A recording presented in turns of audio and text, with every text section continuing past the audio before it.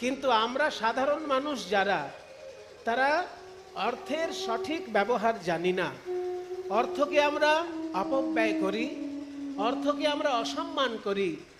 অর্থ যে কখনো কখনো পরমার্থেরও পথ তৈরি করে দিতে পারে, সেটা আমরা ভুলেই যাই। অর্থ আর পরমার্থ এক জিনিস নয়। অর্থ আপনাকে সুখ দিতে পারে, কিন্তু শান্তি দিতে পারে না। অর্থ দেবে সুখ আর পরমার্থ দেবে শান্তি। সেই জন্য একটা মানুষের জীবনে অর্থ আর পরমার্থ দুটো যদি সমান সমান থাকে, তবে সেই মানুষটা পরিপূর্ণ মানুষ। কারণ অর্থ আমাদের সুখ দেয়, আমাদের বাড়ি দেয়, গাড়ি দেয়, এসি দেয়, বেশি বেশি আরো অনেক কিছু দেয়, কিন্তু শান্তি দিতে পারবে না। শান্তি দেবে পরমার্থ। আপনি সারা দিন অর্থ উপার্জন করুন, দেখবেন যে আনন্দ পাবেন, ওই উপার্জনের পর যদি শ্রীমদ্ ভগবত গীতার একটি অধ্যায় পাঠ করেন, ভগবানের বাণীগুলো যখন শুনবেন, দেখবেন ওই আনন্দ আর এই আনন্দ যেন আকাশ পাতাল পার্থক্য হয়ে গেল। দুটো দু ধরনের আনন্দ হয়ে গেল। ওই জন্য অর্থের আনন্দটা সম্পর্কে সবাই জানে। বিশ্ব ব্রহ্মাণ্ডে যতগুলো দেশ আছে, 200টার বেশি দেশ আছে পৃথিবীতে, এমন কোনো দেশ নেই যে অর্থ সম্পর্কে কিছু জানে না। কিন্তু এমন দেশ অনেক আছে যারা পরমার্থ সম্পর্কে কিছুই জানে না। আমরা ভারতবাসী, আমরা ধন্য যে আমাদের দেশে অর্থের চর্চা আমরা ঠিকঠাক করতে পারিনি। আমাদের দেশে অর্থশাস্ত্র রচিত হয়েছে অনেক বছর আগে, প্রায় 2000 বছর আগে অর্থশাস্ত্র রচিত হয়েছে। অর্থশাস্ত্র ভারতবর্ষের মাটিতে, কিন্তু ভারতবাসী সেই অর্থকে ঠিক ঠিক চিনতে পারেনি বা অর্থকে কাজে লাগাতে পারেনি। আর বিদেশিদেরকে দেখুন, তারা আমাদের শাস্ত্রের নির্যাস বার করে নিয়ে তারা কিন্তু অর্থকে ঠিকঠাক কাজে লাগিয়েছে। কাজে আমরা ভারতবাসী, আমরা অর্থ সম্পর্কে অতটা জানি না, বুঝি না, অর্থ উপার্জনও করতে জানি না। কদিন আগেই আমি দেখছিলাম একটা ছেলে মোবাইলে গেম খেলছিল। অনেক সময় দেখতে পাই বাচ্চা ছেলেরা মোবাইলে গেম খেলে। আমি সেই ছেলেটাকে বললাম যে, বাবা, মোবাইলে যে গেম খেলছো, জানো এই মোবাইলে গেম খেললেও পয়সা পাওয়া যায়, সেইটা জানো কি? ছেলেটিকে আমি বললাম, ও যেন আমার কথায় বিরক্ত হলো।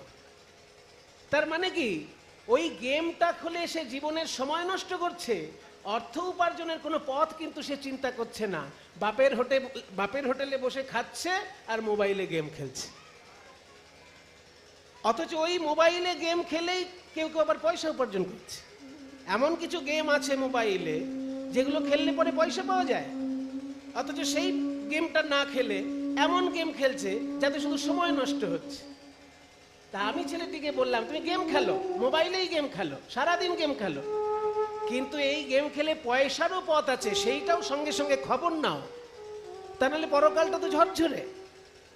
সেই জন্য আমরা ভারতবাসী যারা, আমরা বড় বোকা সেজে থাকতে ভালোবাসি, অথচ আমাদের দেশে বড় বড় মুনি ঋষি সব সময় আমাদেরকে উপদেশ দিয়ে চলেছেন। ভাগবতের পাতায় আপনারা যদি খুঁজে দেখেন, অর্থের উপদেশ পাবেন।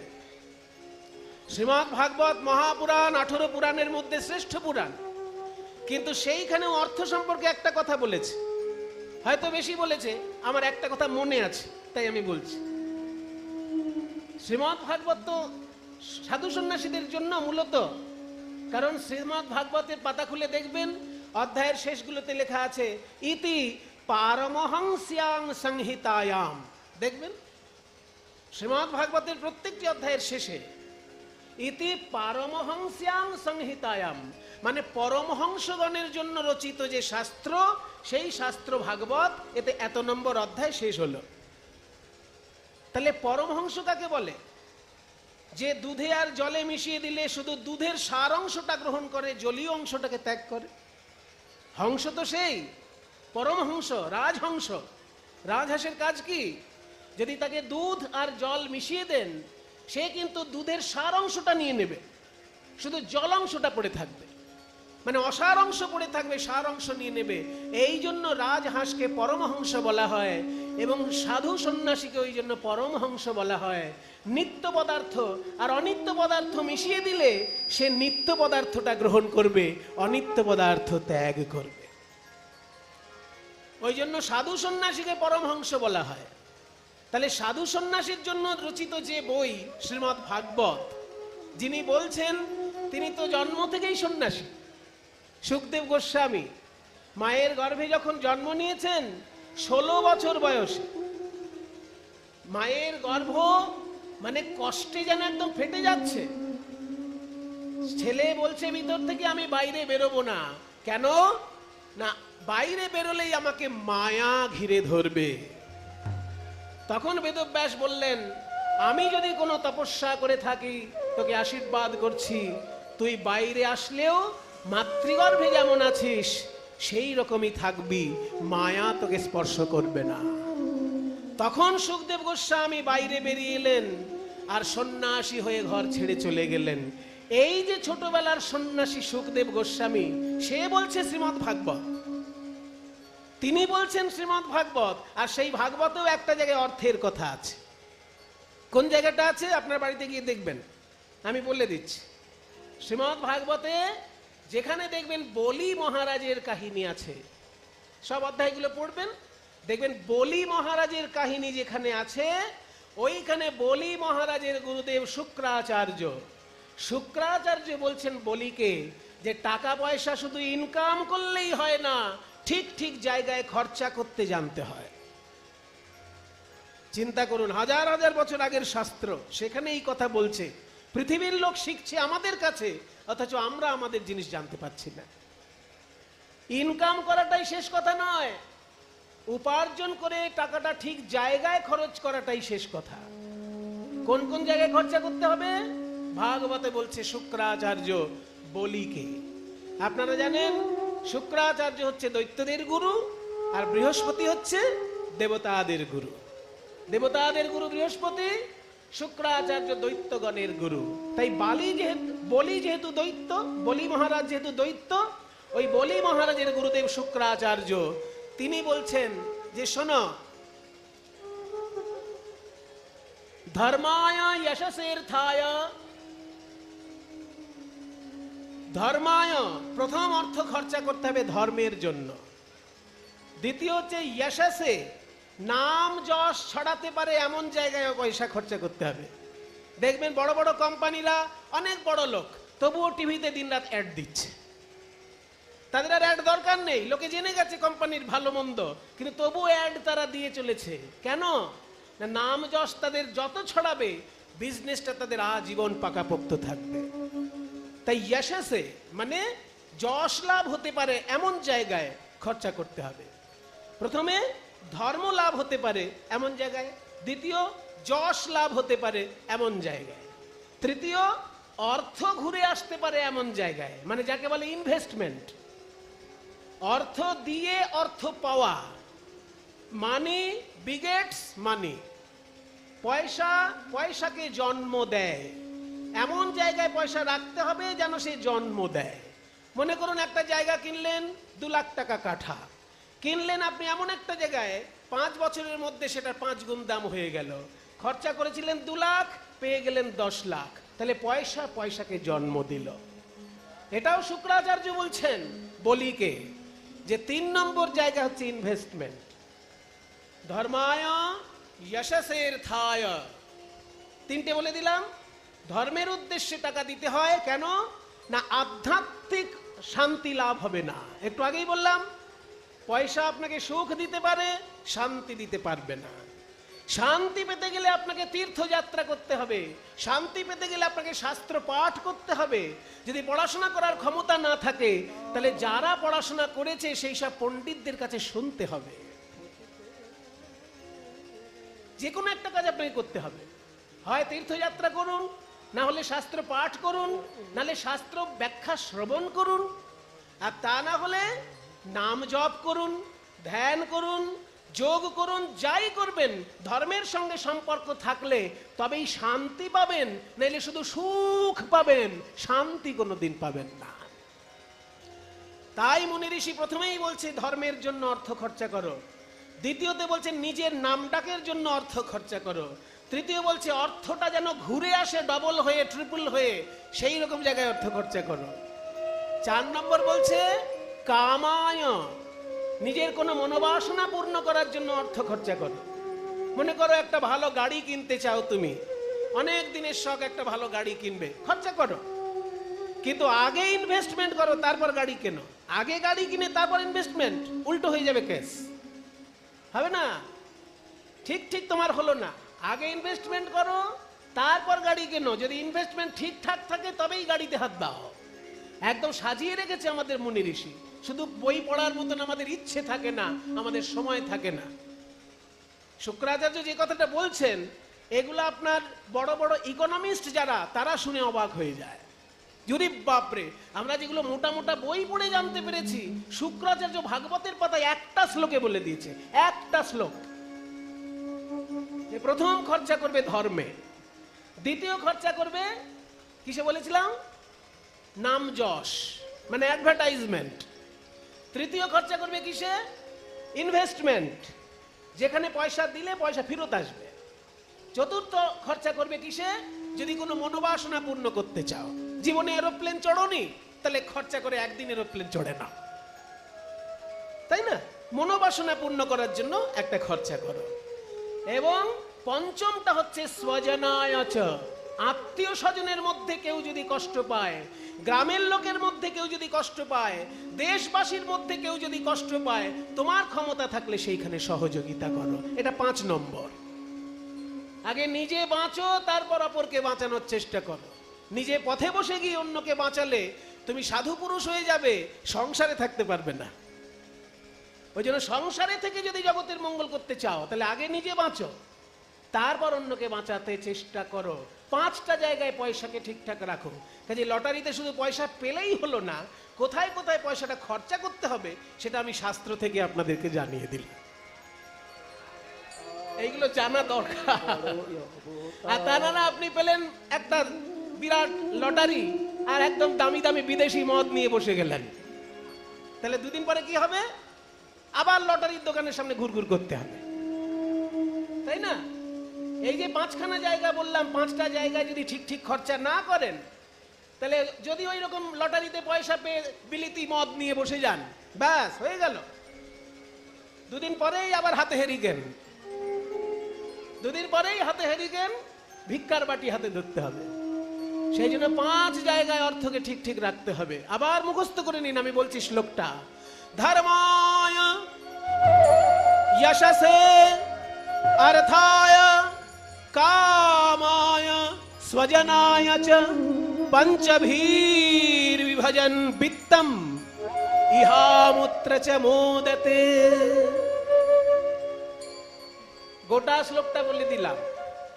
5টা জায়গা কি, আস্তে আস্তে, 5টা জায়গা কি কি সেটা এক লাইনে বলছে, আর পরের লাইনে বলছে তার ফলটা কি। এই 5টা জায়গায় যদি পয়সা রাখা হয় তাহলে ফলটা কি সেটা পরের লাইনে বলছে। 5টা জায়গা বললো, ধর্মে, যশে, অর্থ মানে ইনভেস্টমেন্ট, অর্থ পাওয়ার জন্য অর্থ, আর নিজের কামনা পূর্ণ করার জন্য অর্থ, আর আত্মীয় স্বজন দেশবাসীর সেবা করার জন্য অর্থ। এই 5টা জায়গায় অর্থ ঠিক ঠিক করে যদি কেউ ভাগ করে দিতে পারে, তাহলে ফলটা কি পরের লাইনে বলছে, পঞ্চভীর বিভজন, 5 জায়গায় বিভাগ করে যদি দিতে পারে, বিত্তম, বিত্তম মানে টাকা পয়সা, বিত্ত, বিত্ত, পঞ্চভীর বিভজন বিত্তম ইহ অমূত্র, ইহ মানে ইহলোকে, অমূত্র মানে স্বর্গলোকে। সে ইহলোকেও সুখ পাবে, স্বর্গলোকেও শান্তি পাবে। ইহলোকেও সুখ, স্বর্গলোকেও শান্তি, যদি এই 5টি জায়গায় পয়সা ঠিক ঠিক রাখতে পারে। শুক্রাচার্য বলছেন পঞ্চভীর বিভজন বিত্তম ইহ অমূত্র চ মোদতে, মোদতে মানে আনন্দ পাবে, আনন্দ পাবে। ধর্মায় যশসের্থায় কামায় স্বজনায় চ পঞ্চভীর বিভজন বিত্তম ইহ অমূত্র চ মোদতে। কাজেই টাকা পয়সা লটারিতে পাওয়া যায়, কিন্তু যারা পায় তারা যে সব সময় সদ্ব্যবহার করে এটা ঘটে না। তাই গরিব গরিব থেকে যায়, বড় লোক হয়ে যায়। যদি কেউ লটারিতে পয়সা পেয়ে এই 5টি জায়গায় পয়সা ঠিক করে রাখতে পারে, সে এ দেশেও সুখ পাবে, ও দেশেও সুখ পাবে। আজকে আমরা শুনছি মহাপ্রভুর কথা, এই সেই গোবাথান যেখানে মহাপ্রভু লীলা করেছেন। বৃন্দাবন যাওয়ার পথে এইখানে তার চরণ ধুলি পড়েছে। কত ভাগ্যবান আপনারা, মহাপ্রভুর চরণ ধুলি আপনারা এইখানে পেয়েছেন। তাই পদকর্তা বলছেন, বড় অবতার ভাই, বড় অবতার, পতিতেরে বিলাউলো প্রেমের ভান্ডার। অনেক যুগে অনেক অবতার এসেছে, কিন্তু কলিযুগে গৌরাঙ্গ মহাপ্রভু এসে কি করেছে জানো? পতিতকে, যাদের ছায়া মারালে লোকে স্নান করত, যাদের মুখের দিকে তাকালে পাপ হয়েছে মনে করত, সেই অন্তজ পতিত মানুষকে মহাপ্রভু গোলকের প্রেম এনে ঢেলে দিয়েছেন হৃদয়ে। তাই বলে বড় অবরূপ ভাই রে, ওগো বড় অপরূপ ভাই রে, আমার মহাপুরা চাঁদের লীলা। ওই বড় অপরূপ ভাই রে, বড় অপরূপ ভাই রে, গোরা চাঁদের লীলা। দেখো রাজা হইয়া কাঁধে করে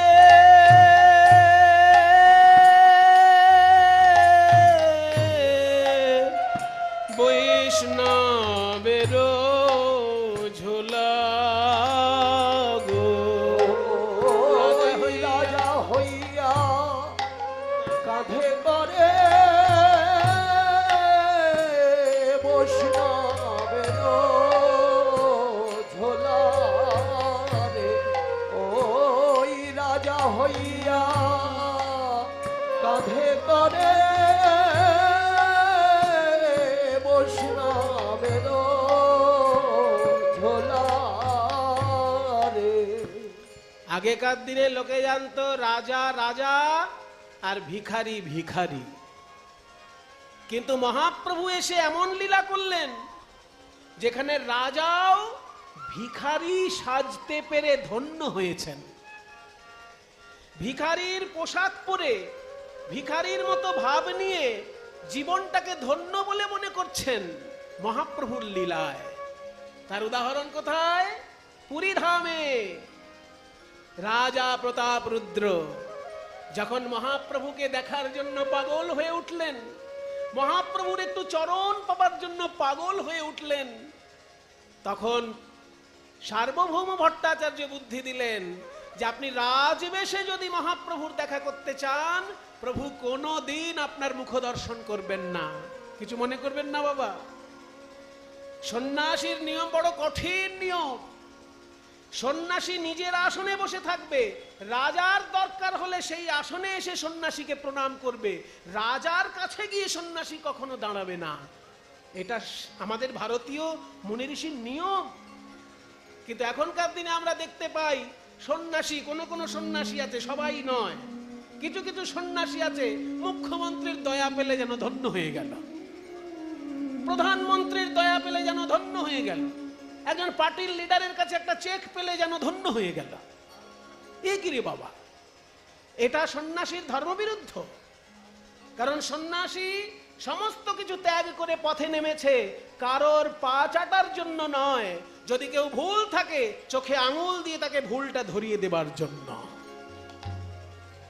মহাপ্রভু তাই, মহাপ্রভু যখন দেখা পেতে চাইলেন রাজা প্রতাপ রুদ্র, মহাপ্রভু বললেন আমি রাজাকে দেখব না।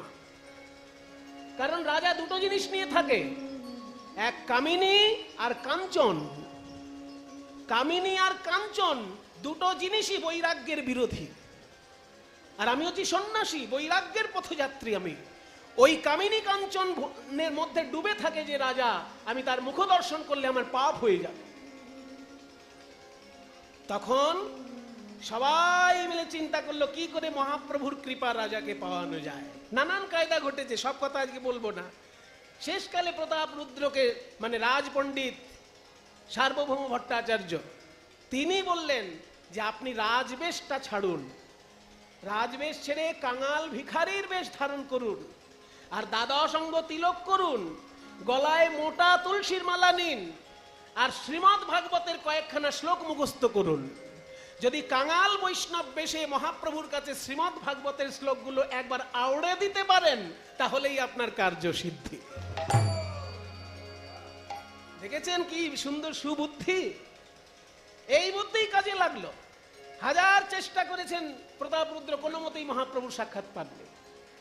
শেষকালে রথযাত্রার সময় যখন মহাপ্রভু রথযাত্রায় নৃত্য করতে করতে ক্লান্ত হয়ে গিয়েছেন, একটা বাগানে বিশ্রাম নিচ্ছেন, সেই সময় রাজা তার রাজ পোশাক পরিত্যাগ করে কাঙালের বেশ ধারণ করে ভিক্ষার আঁচল নিয়ে দ্বাদশ অঙ্গ তিলক শোভিত কণ্ঠে তুলসী দাম বৈষ্ণবের বেশে যখন এসে ভাগবতের শ্লোক পড়তে লাগলেন, জয়তি তেধিকং জনমনা ব্রজ শ্রয়ত ইন্দিরা শশ্বদত্রহি দয়িত দৃশ্যতা দিক্ষু তাবকা ত্বয়ি ধৃতা শব ত্বাং বিচিন্বতে।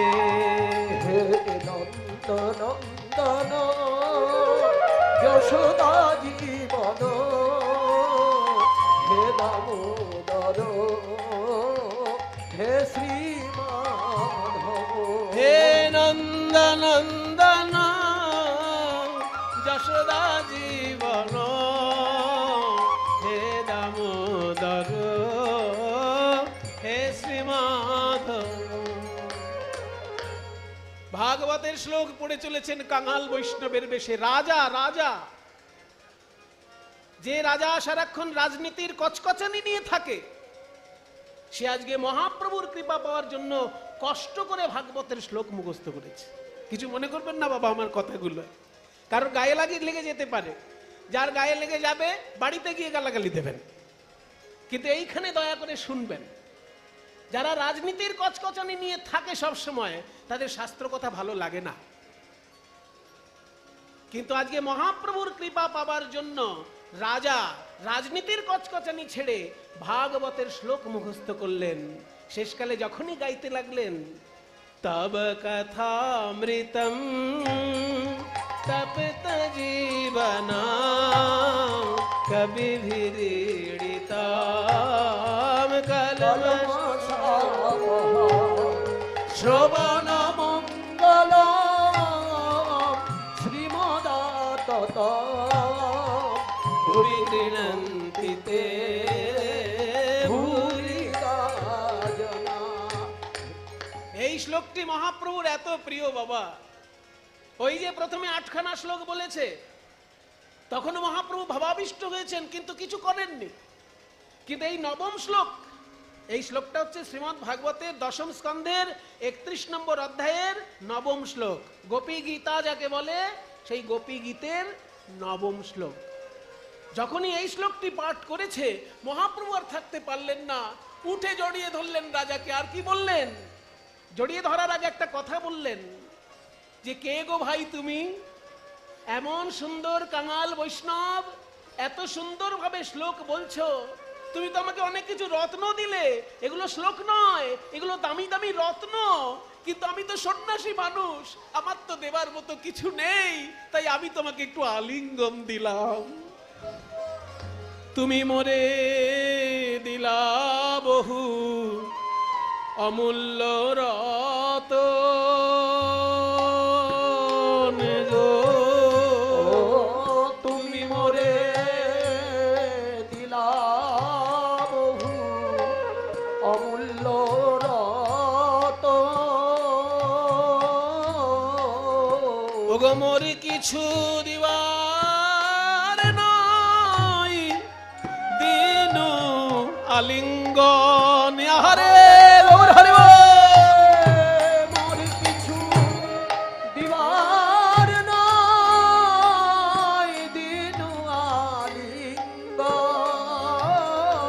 এসো আমার হৃদয়ে এসো ভাই,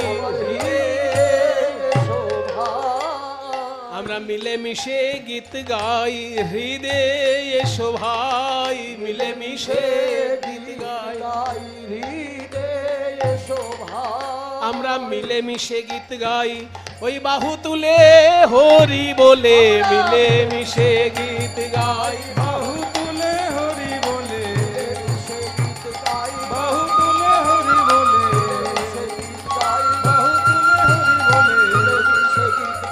বাহু তুলে হরি বলে, মোর কিছু দিবার নাই, দিলাম আলিঙ্গন, দিলাম আলিঙ্গন।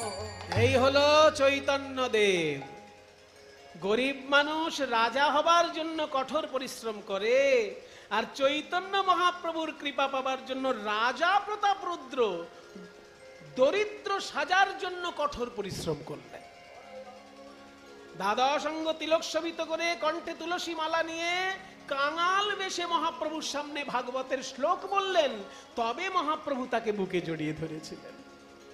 তাই পদকর্তা বলছে, দেখো দেখো দেখে নাও সাম্য কাকে বলে, ধনী দরিদ্রের মিলন ঘটাতে গেলে কি কি করতে হয় মহাপ্রভু করেছেন। গৌরাঙ্গ করুণার কথা এক মুখে কহিবারে নারী, সংকীর্তন মাঝে নাচে কুলের বৌহারি। মানে নারী জাতি সমান সম্মান পেল এই বৈষ্ণব আন্দোলনের মধ্যে। নারী জাতির কোনো সম্মান সাধারণত মধ্যযুগে কোনো ধর্মেই দেখা যায় না। আপনি 3-4টে বড় বড় ধর্মকে পাশাপাশি রাখুন, দেখুন সব জায়গায় নারীদেরকে পিছিয়ে রাখার কথা বলা হয়েছে। নারীরা যেন শিক্ষা না পায়, নারীরা যেন অগ্রগতিতে এগিয়ে যেতে না পারে, নারীরা যেন সম্মান না পায়, এইরকম কারু কায়দা সমস্ত কিছুর মধ্যে করা আছে।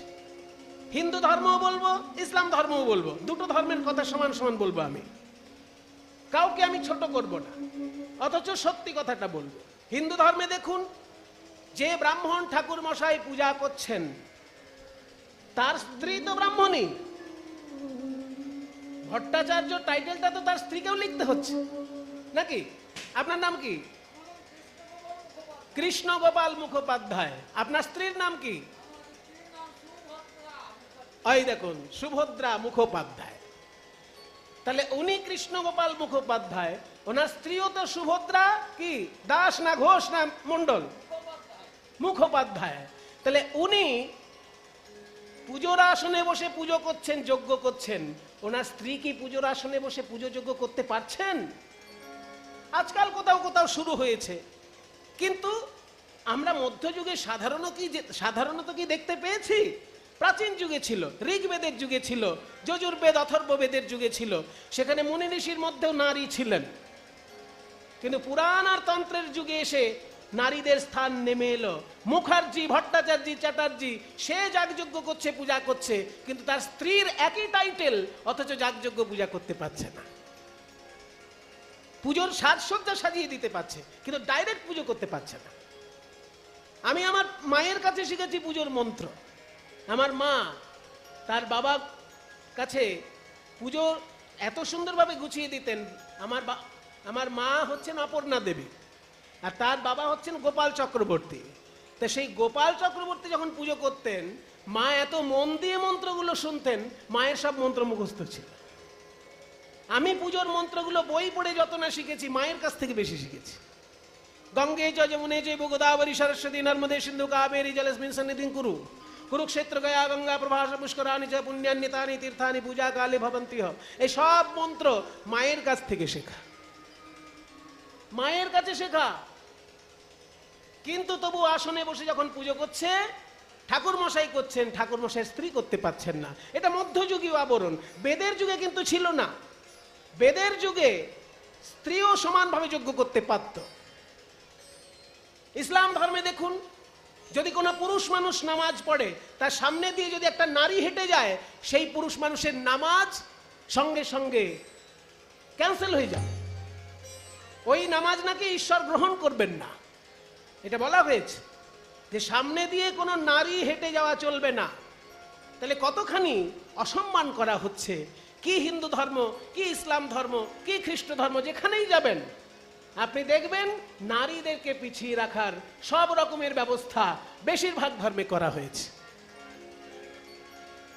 কিন্তু চৈতন্য মহাপ্রভুর প্রেম আন্দোলনে গৌরাঙ্গ মহাপ্রভু যখন সন্ন্যাসী হয়ে চলে গেলেন, নবদ্বীপের বৈষ্ণব সমাজ বিষ্ণুপ্রিয়া দেবীকে মাথায় করে রেখেছিল। নিত্যানন্দ প্রভু যখন অন্তর্ধান করলেন, নিত্যানন্দ প্রভুর স্ত্রী জাহ্নবা দেবী লক্ষ লক্ষ মানুষকে দীক্ষা দিয়েছেন, নারী দীক্ষা দিয়েছেন বৈষ্ণব ধর্মে। নারী নারী দীক্ষা দিয়েছেন এবং শিক্ষা লাভ করেছেন। দীক্ষা এবং শিক্ষা দুটোতেই অধিকার থেকে পিছিয়ে রাখা হয়েছিল, কিন্তু বৈষ্ণব আন্দোলন নারী সমাজকে দিয়েছিল সেই দীক্ষা এবং শিক্ষার অধিকার। তাই বলছে সংকীর্তন মাঝে নাচে কুলের বহারি গো। আরো একটা মহিমার দিক আছে, ওই দেখো যবনেও নাচে গায়ে, আবার বলে হরি নাম গো। ওই যবনে নাচে গায়, বলে হরি নাম গো। যবনেও নাচে গায়ে, বলে হরি নাম গো। ওই যবনে নাচে গায়, যবনে নাচে গায়, বলে হরি নাম গো। হেনয় অবতারে সে বঞ্চিত বলরাম গো। তারে সে বঞ্চিত বলরাম গো। যবনেও নাচে গায়ে, বলে হরিনাম। বিরাট ব্যাপার। চৈতন্য মহাপ্রভুর প্রেমান্দোলন এমন রূপ ধারণ করেছিল যে এখানে হিন্দু মুসলমানের ভেদাভেদ ধুয়ে মুছে গেছিল। মুসলমান সমাজেরও হাজার হাজার মানুষ হরি সংকীর্তনের রসে প্লাবিত হয়ে গেছিলেন বাবা। সত্য ঘটনা। সত্য ঘটনা যদি না হয় তাহলে শত শত পদকর্তা আছেন যারা জাতিতে মুসলমান। আমার কথায় যদি আপনার বিশ্বাস না হয়, কলকাতা বিশ্ববিদ্যালয়ে যান আর ঢাকা বিশ্ববিদ্যালয়ে যান। বাংলার তো দুটোই রাজধানী, পশ্চিমবঙ্গের রাজধানী কলকাতা আর পূর্ববঙ্গের রাজধানী ঢাকা। ঢাকা বিশ্ববিদ্যালয় থেকে একটা বই বেরিয়েছিল, মুসলমানের লেখা বৈষ্ণব পদাবলী। আবার কলকাতা বিশ্ববিদ্যালয় থেকেও একটা বই বেরিয়েছিল, বইটার নামটা একটু বড়, বৈষ্ণব ভাবাপন্ন মুসলমান কবির পদমঞ্জুষা। গোটা নামটা বলে দিলাম, এই তো পরে আপনারা লিখে নিতে পারবেন, শুনে নিতে পারবেন। বৈষ্ণব ভাবাপন্ন মুসলমান কবির পদমঞ্জুষা কলকাতা বিশ্ববিদ্যালয়ে গবেষণা করে বার করা হয়েছে। সেখানে প্রায় 1000 খানেক বৈষ্ণব পদাবলীর লেখক শুধু মুসলমান আর মুসলমান। একটা পদ আজকে আমি গাইব, একটু পরেই গাইব, মুসলমানের লেখা বৈষ্ণব পদাবলী। কাজী নজরুল ইসলামকে বাদ দিয়েও, কাজী নজরুল ইসলাম তো আছেনই, তিনি তো এমন এমন গান লিখেছেন শুনলেই চোখে জল আসে। সখী সে হরি কেমন বল, নাম শুনে যার এত প্রেম জাগে, চোখে আসে এত জল। সখী সে হরি কেমন বল, নাম শুনে যার এত প্রেম জাগে, চোখে আনে এত জল। সখী সে হরি সে কি আসে এই পৃথিবীতে গাহে রাধা নাম বাঁশরীতে সে কি আসে পৃথিবীতে গাহে রাধা নাম বাঁশরীতে যার অনুরাগে বিরহ যমুনা হয়ে ওঠে চঞ্চল সখী সে হরি কেমন বল, নাম শুনে যার এত প্রেম জাগে চোখে আনে এত জল সে হরি কেমন বল। ভগবানের তো অনেক নাম আছে। নজরুল ইসলাম জিজ্ঞাসা করছেন, এত তো তার নাম, কিন্তু কোন নামে তাকে কাছে পাওয়া যাবে ভাই? তারে কি নামে ডাকিলে আসে, কোন রূপ কোন গুণ পাইলে সে রাধা সম ভালোবাসে? তারে কি নামে ডাকিলে আসে, কোন রূপ কোন গুণ পাইলে সে রাধা সম ভালোবাসে? সখী শুনেছি সে নাকি কালো, জালে কেমনে সে এত আলো? সখী শুনেছি সে নাকি কালো, জলে কেমন সে এত আলো? শুনেছি কৃষ্ণের রূপ নাকি কালো, তাহলে সেই কৃষ্ণ রূপ চিন্তা করলে অজ্ঞান অন্ধকার দূর হয়ে যায় কি করে? এত আলো আসে কোত্থেকে সেই রূপে? সখী শুনেছি সে নাকি কালো, জালে কেমন সে এত আলো? সখী শুনেছি সে নাকি কালো, জলে কেমন সে এত আলো? আবার মায়া ভুলাইতে মায়াবী সে নাকি করে গো মায়ার ছল।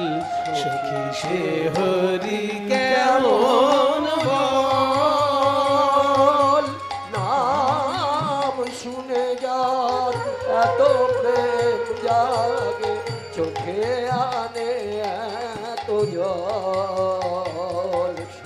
সে হরি কেমন